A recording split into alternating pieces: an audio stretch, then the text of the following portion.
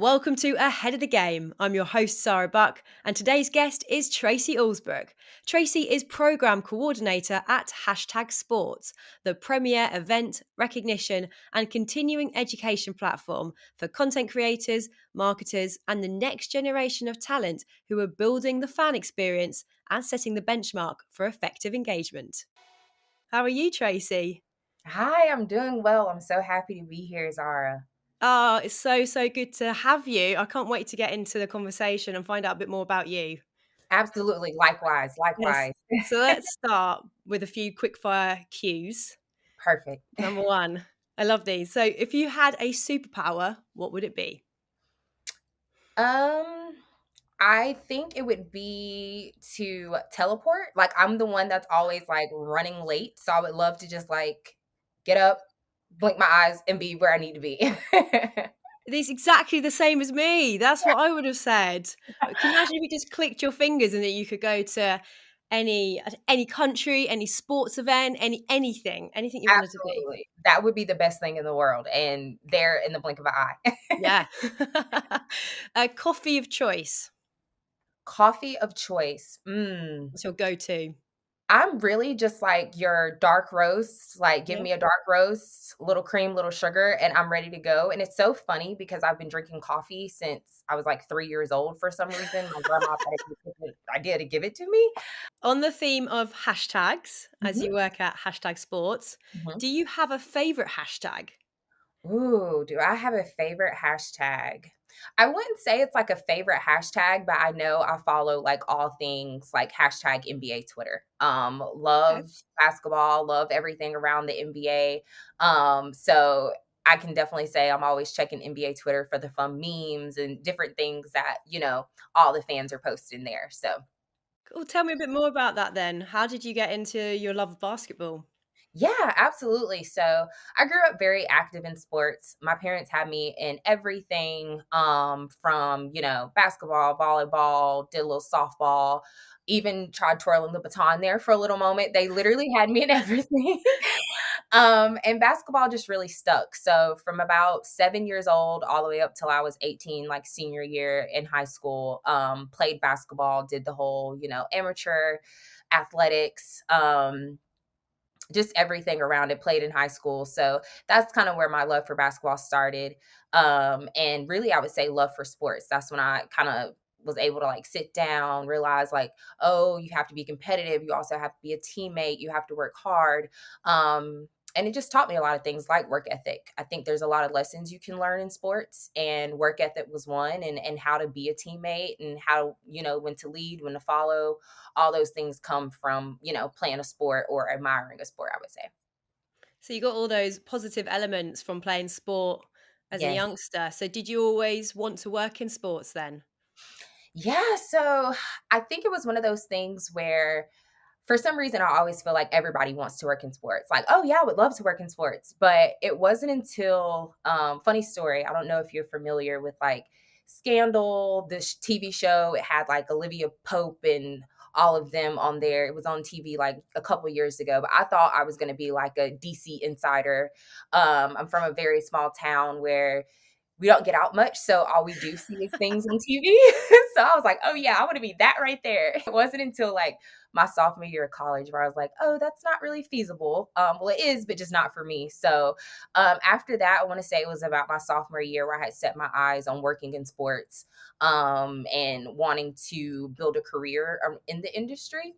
But I can't say that it was something that like I always like I knew that I was going to be working in it. I admired it from a distance, but I want to say sophomore year of college is where it really kicked in.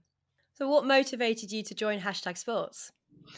Oh, yes, this is a good one, and honestly, probably my favorite one. So, I was got my start about a year post graduation at a company. It was great. It was a legacy company that taught me a lot. Like I learned so much in a year, a little bit over a year of being there.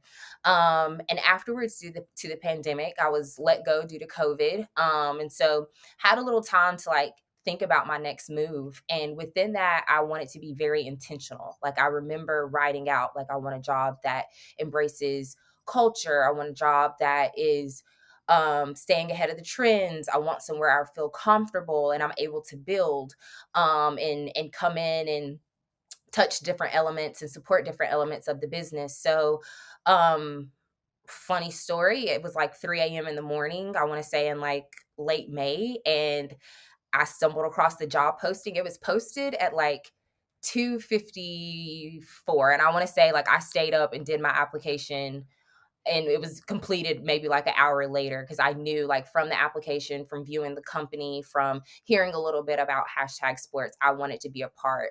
So that's pretty much like how I got involved with hashtag. Once I did my interviews, like, it was my first interview, and I was like, I'm gonna be bummed if I do not get the role here. So, just wanted a company that embraced all those things, staying ahead of industry trends, making sure that we're educating the industry on different trends, and also just kind of being a support system, for people Mm. who are looking to get connected, on all things engagement and fan consumerism there too.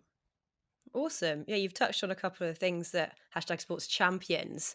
So, Absolutely. as your kind of day to day as program coordinator, what does it look like? What do you love to do most about like your job? Yeah, so there's not one day that's the same. So that's really fun here. But really my day to day looks like waking up, checking all major news outlets for all things around fan engagement. We love seeing like the world, seeing where sports and entertainment kind of intersect. So when you're seeing like, the Spring Hill Company, of course, ran by LeBron James and, you know, his team, Maverick Carter and Rich Paul, you see those things and you're like, hey, like this is newsworthy, to put out there towards our general audience, because now you're seeing how athletes are becoming more on trend with media and streaming and just all things content. So I wake up and I look for those, headlines. From there, I'll jot down like who's leading the industry, what are names, what are some continued names that are popping up, that we would want to invite and have out at our flagship conference. Our flagship is like our big event where we honor and recognize those who are staying ahead of the game. I'll Comes clip down- that right up there. Absolutely, absolutely. Staying ahead of the game when it comes down to fan engagement. So after I get done doing that, I'll look and source out, people on LinkedIn to connect with and set up a couple calls.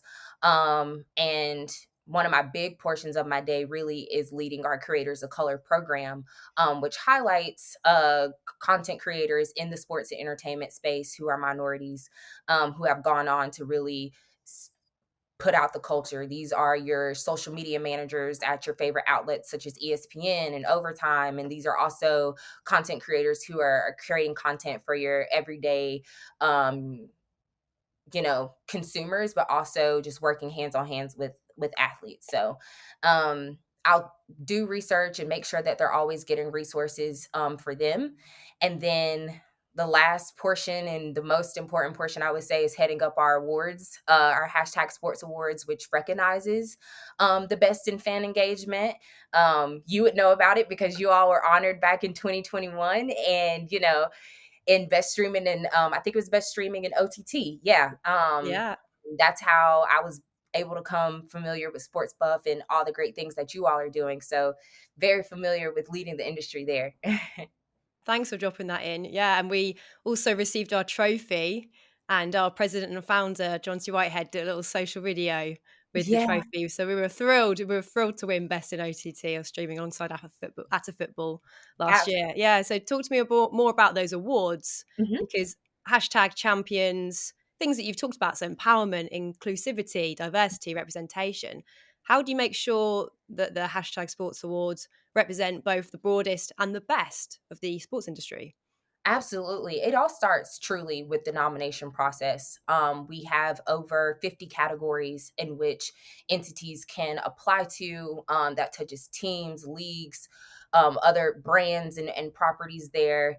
And it starts with ensuring that we seek out, categories that you wouldn't always think about at an award show, but when it comes down to sports and entertainment, you have to talk about. So we have a category just for multicultural storytelling, Black storytelling, women's storytelling, because you see across the industry right now that a lot of teams, leagues, and brands are putting that at the forefront of their content capture, and that that's something that they're constantly thinking about when it comes down to diversity and entertainment. But then being that sports is so broad. Like, I don't think Mm. people sometimes, take a moment to like really think about what goes into broadcasting your favorite team or player, on whatever outlet you're viewing them from. There's a lot that goes on behind the scenes, and so that's when you do introduce, best in streaming, and you introduce best in traditional sports broadcasting. And we have to, of course, create categories specific towards all the social media platforms that are out there and doing great things right now. I think we're all familiar. There was a time in which you would get onto Snapchat and or Instagram, and it really was just for, to post a picture and continue on, or to send a quick, hey, how's it going on Snapchat? But now you have full TV shows or full shows that are dedicated to sports and entertainment. You can, jump on IG Live and have a conversation. With other fans, and touch bases there, or even on Twitter now with Twitter Spaces, which we're pretty familiar with here at Team Hashtag. You can go on there and connect with your favorite community around sports. So we have categories that touch on those different things to make sure that those who are leading the charge on getting that content out to fans and just spectators around the world can be honored. Yeah, the industry and the esports ecosystem is changing and emerging all the time. So it must be so interesting for you to be watching all those changes. And what's striking you at the moment, would you say? Yes, so literally changes every day in the industry. I definitely can say what's striking me right now is Web3, and how that's evolving super quickly. People are talking about NFTs. There was a time, where you would only hear NFTs like once in a blue moon, and maybe people would be like, "Oh, what's that?" and not really care. And Mm. I think now it's one of those things like you have to tune into uh, what an NFT is, how to engage in it, how does it affect, your favorite team, how does it affect your favorite player, and how you incorporate it into, your platforms. I know, like, I think it was Twitter just rolled out the ability to have an NFT profile picture. Like, is one of those things like, okay, for a fan, what would they do to understand that? I remember going to an NFL game, and our ticket was an NFT, and I was like, well, what is this? So it's definitely ever evolving. It's one of those things that I try to stay up to date on. I am no expert by any means. I think I have the gist of it, but I'm still learning as it goes along. And kind of the same thing, even, across like crypto and things like that. So it's one of those things that, like I said, it's ever evolving. And something that I will always encourage anyone to just take a look at and do some research on.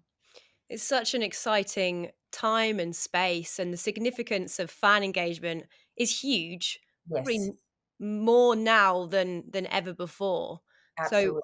why is it so important to recognize organizations who are offering this engagement excellence that you champion at Hashtag Sports? Yeah, it's important to recognize because honestly, without them, you wouldn't be able to build anything around it. You wouldn't be able to sell your tickets. You wouldn't be able to roll out initiatives around sustainabilities because you wouldn't have fans in the stand. So it's important to recognize those who are pushing fan engagement because they are the storytellers. They are pushing the narrative. They're the ones ensuring that, in a given year, you can sell out a crowd in a new built arena. You're seeing that even with NWSL and their introduction with Angel City coming around, though the people behind Angel City and telling the story and telling how it's built and the why and the purpose and getting great content around, their players coming in and the initiatives that they have. that is why it's important to recognize those who are in fan engagement and pushing fan engagement, because truly without them, you couldn't build those other elements around sports that we all interact with. So that's why we find it to be important. And I'm sure there's people across, the industry, and even outside of the industry, spectators who would love to just, sometimes pat their favorite social media manager on the back. Thank you so much for keeping me tuned in. So, Mm. yeah, that's why it's important to us here. Yeah, social media actually.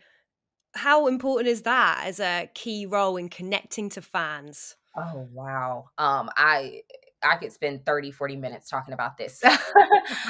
We But got time. yeah, no, it's important just from every level of it. You're starting to see that your traditional way of catching a game or catching highlights after a game of, tuning into TV is not there. People have their phones in their hand, and as we know, social media lives on your cell phone device. So when it comes down to social media and fan engagement, it's one of those things that they're two and two. They run pretty parallel and pretty, they also intersect. So we're also seeing across industries, your traditional media companies and media companies in general just giving a lot of funding to their social media departments, making sure that social media managers, videographers, photographers, anyone who would touch that space, graphic designers, have the resources to create the best content to hit social media. And what I've just recognized is how, you know, competitive some of these social media accounts can be with ensuring that they're pumping out content as soon as it happens. As soon as a great highlight comes across the screen, you can refresh your page and there it is right there on your phone, and you're resharing and liking it. So social media pretty much right now, I would argue, is the pulse of fan engagement, and the way in which people are consuming sports and entertainment. And I don't foresee that changing anytime soon. If anything, it's going to grow. And we're seeing it as a lot of entities are starting to become more immersive, giving more, um, what would I say, giving more opportunities to not only just view it on social media, but feel like you're there in the arena with, AR and VR technology that we're seeing, and even some of these. I think Nike did like a 3D, 3D billboard in Japan the other day, and then people were tuning into this billboard, and it was actually feeling like the elements were popping out at you while you're viewing it on Instagram. So it's things like that where it's just like, wow, the world of social media has grown.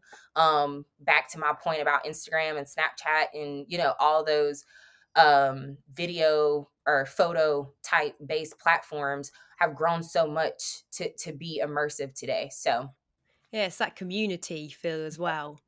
And that's yes. something at Sport Buff, we're all about sort of bringing the conversation back onto one screen, because often with social media, you're going away from the broadcast in some ways as well. So it's bringing that all back in Mhm. into sort of one Absolutely. place. And focus, yeah, one Yeah, focus. one focus. But what are some of the challenges facing engagement experts and content creators today? Because content is king, and there is so much going on. Absolutely, and that to me is the greatest challenge. Being that it's ever changing every single day, it can be hard sometimes to stay on top of those trends, and be hard to catch on to those trends as well. So, um, going back to Web3, we're seeing it now where people are, do we step into the metaverse? What is the metaverse? Okay, well, should we build out an entire department for the metaverse, or Mm. is this one of those things that our social team and our, even going into, our fan experience team can tackle? So that's what I would say the biggest challenges for content creators or anyone touching fan engagement is just staying ahead of the trends and staying knowledgeable on the trends, and in the same time having thought leaders that they can turn to, that even if they don't know something, they know that this person or this company is well versed in it, and we can go and get every resource and projection that we would possibly need, in order to better execute our vision on fan engagement. So Hands down, that's the biggest challenge. And of course, there's intricacies throughout, because being that it's ever changing, it's like, well, can anybody be an expert on it? But I definitely am seeing some companies emerge in the space, and some individual names emerge in the space as well. So exciting to see it grow for sure.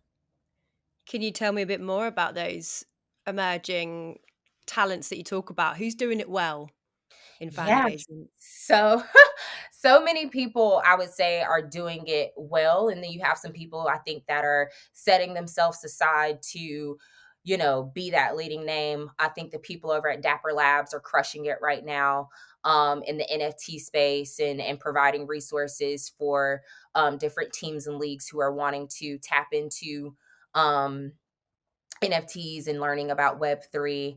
There's more out there, but they're the ones that I'm seeing coming across my screen every day, with partnerships and new people that they've tapped into, to open up the world there. Even when you think about Meta and formerly Facebook, what they've emerged into. And allowing companies to go ahead and get ahead of it. As we know, Facebook was probably like the strong player, when it comes down to social medias, and then Mm. Instagram followed, and then Snapchat. Now we have TikTok. So now even seeing how they're rebranding themselves as a company, to get ahead of that next step coming when it comes down to social media, I would say they're definitely leading on that charge as well. I wanted to ask you about transforming the next decade. It's a Mhm. tagline on the hashtag sports website. Yes. So when we talk about sport converging with entertainment, Mhm. tech, culture, all these emerging things in Mhm. the space, what do you think we'll be seeing more of in the next 10 years? Yeah, so many things that I think we'll be seeing more of. One, I think that we're gonna find like a little bit more of that hybrid arena home experience, and being able to have more experiences in the comfort of your home. I think the pandemic probably put that into hyperspeed as Mm. well. So even with your AR and VR technology, the Oculuses are very popular right now. Having the ability to put your Oculus on and be in your favorite arena. So we're talking about teleporting, being able to teleport to Goes a right back to that. being able to put those on and be in your favorite arena, and sitting in your seat and experiencing the game, live, and experience certain elements of the game. So of course you're not going to get that arena, I would say arena experience full. You're not being able to go to the concession stand and maybe interact with different fans, like on give them a high five or anything like that. But the way that technology is trending, they would even probably put those senses in there, like fist bump your fellow fan, that type of thing. So I think you're going to be seeing more of that hybrid model. I think the in arena experiences is second to none, so I always think it'll be king and champion. But for those who have become more prone to being at home and unliking the accessibilities at home, I think that's something that's going to be offered. Other things on fan engagement, I think that our social media platforms are only going to get bigger. TikTok is a huge,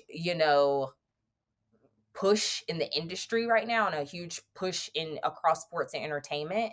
And I definitely see it staying that way and only increasing. Like I don't even think it's hit its peak yet with the different offerings that they can offer there on TikTok. And when you talk about fan engagement, being able to have even more interaction with your favorite team or player. So I'm constantly staying up on trends, what's going on with TikTok, how are they expanding, how are social media departments dedicating full budgets to getting content pushed out on TikTok. And I could see TikTok being a leader in the metaverse here pretty soon, and merging their web 2.0 with web 3.0 here in the future. Do you think you'll be having a metaverse category at some point at your awards? Most definitely. And it's crazy because we actually talked about it this year, and being that we weren't all the way informed about it just yet. We were like, well, let's hold off because we want to make sure that we are holding ourselves accountable when it comes down to rolling these categories out. So you could see it as early as 2023 at this point, the way that the metaverse is growing every single day. You talk about key trends and staying on top ahead of the game. Uh-huh. Dropped it in again. Yeah. At hashtag sports, gamification and gamifying sports content. How Mhm. much of that are you seeing? Yes. We're seeing that like I think there was a time where gamification and gamifying, like you said, sports content, esports and things like that was kind of looked at, frowned upon, or looked at as something that wasn't as important. So of course you would have, or even on the back end of that, you would think that only one type of person engaged in that. Like, oh, that's only for, teenagers, young teenagers at that. Nobody's really, tuning into this at an older level, I would say. Now we're seeing that gamification can be as big as a game on your phone. I've gone to quite a few games in different arenas where, you'll be sitting out and at halftime, they're like, grab your phones and let's play beat the clock right there on your phone. And that's a portion of gamification that anybody in that arena, from your 6-year old up into your 65-year old grabs out their phone and is trying to beat the clock, right there. And then you're also seeing it across just, your traditional esports. Esports has grown so much. And now it's in every home, and in some sort of way, somebody is touching esports or some sort of, like gamification level on that level. So, um, I would say that's also something that's not going anywhere anytime soon. And if anything, going to be one of those immersive experiences. So while you have your Oculus on, you are going to be, and even with Oculuses now, you can play basketball. I see a lot of the boxing videos sometimes where people are getting a little carried away because they're so in tune to it.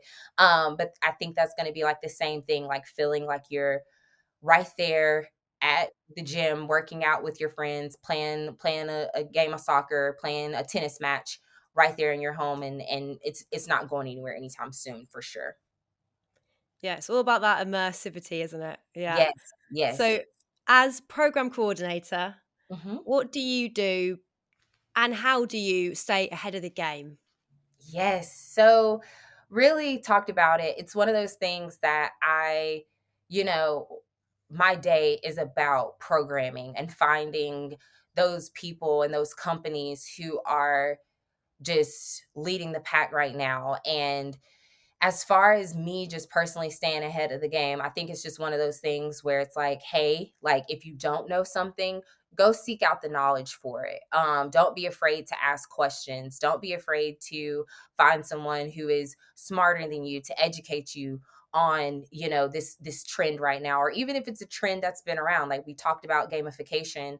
Um, it's been here for a long time. It's just the advancements that are now here that sometimes you have to wrap your mind around, or even give a chance. I do think that Web3, for instance, is one of those things that's scary to a lot of people. Like, okay, well, are we just going to be sitting down in front of our computers all day?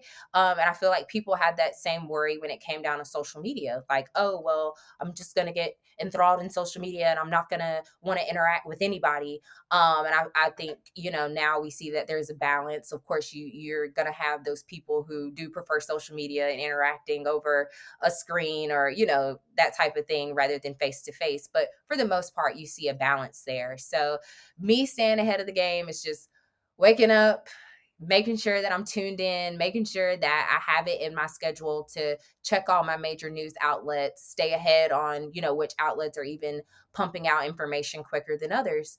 Mm. So I can then turn around and make sure that we're bringing those companies and those people to the main stage, when it comes down to the flagship, to educate the greater audience there. Where do you look? Where do you go to for your inspiration and for your trends? Oh wow, everywhere.